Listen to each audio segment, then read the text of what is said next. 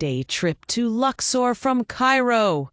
I was up before the sun, barely awake, clutching a cup of bitter hotel coffee like my life depended on it.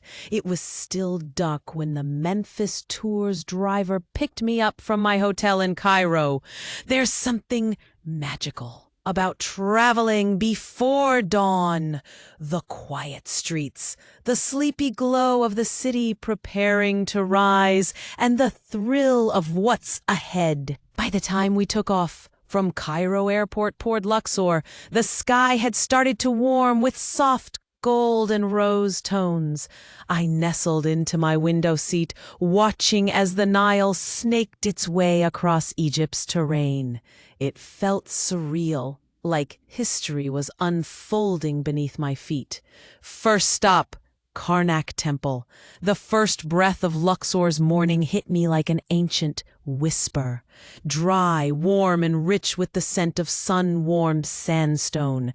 Our guide knowledgeable, passionate, and patient with all my questions, led us to Karnak Temple, and I immediately felt dwarfed. Massive pylons and endless columns towered above, carved with hieroglyphs that told stories older than the Bible.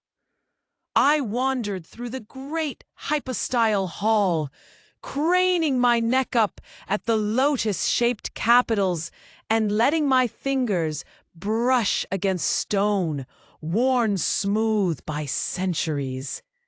The Avenue of the Sphinxes was hauntingly quiet, save for the soft crunch of sand underfoot. There was something profoundly sacred about this place. It wasn't just a ruin, it was a soul, still very much alive. What struck me most, the scale. Karnak doesn't just make you feel small, it makes you feel humbled by the devotion of civilizations past. Valley of the Kings, the heart of ancient mystery. Next, we crossed the Nile to the West Bank. Just the phrase Valley of the Kings had sent chills down my spine for years, and here I was, walking among tombs carved deep into rock. The valley was harsh, silent, and dazzlingly bright. Inside the tombs, everything changed. Cool, dark, and richly painted corridors led to chambers that once held the most powerful rulers of Egypt. My favorite, the tomb of Ramses IV. Vivid colors, stories etched into every surface, and that quiet stillness that makes your breath catch. I kept wondering, how did they do this? With what tools? With what vision? Most emotional moment? Standing in a tomb and realizing I was surrounded by art created 3,000 years ago that still breathed life. Temple of Queen Hatshepsut, a woman's monument. Next came the Temple of Hatshepsut, dramatically built right into the cliffs of Deir el-Bahari. The symmetry was unreal. As a woman, standing there knowing this was the legacy of Egypt's most successful female pharaoh gave me goosebumps. The stories carved into the walls of divine birth, of trade expeditions to Punt, were a celebration of her power and intellect. The temple shimmered under the noon sun, commanding respect with its quiet majesty. I took a moment at the top terrace just to breathe it in. The temple, the valley, the sky. It felt like time folded in on itself, like she might walk out in full regalia at any second. Empowering moment, feeling a deep connection to a woman who ruled thousands of years ago and realizing her story still echoes today. Lunch. Local flavors. Lunch was served at a cozy local restaurant with Nile views.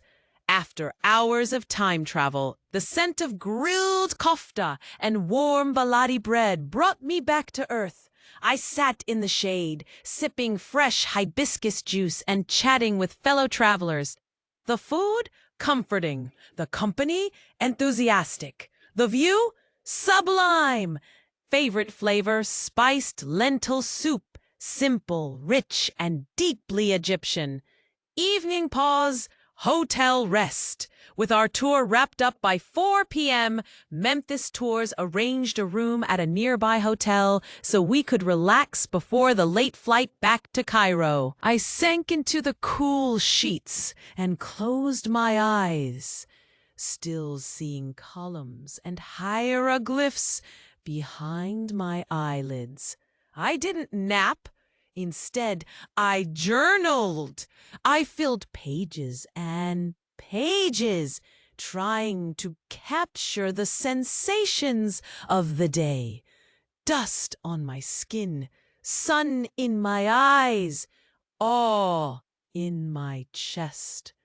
Back to Cairo. At 10 p.m., we flew back to Cairo under a moonlit sky. I was exhausted, but glowing, like someone who had just cracked open a piece of the world's soul. Summary of the day? One word: timeless. I didn't just visit temples, I walked through living history. Every stone had a story, and I left Luxor with a heart full of wonder.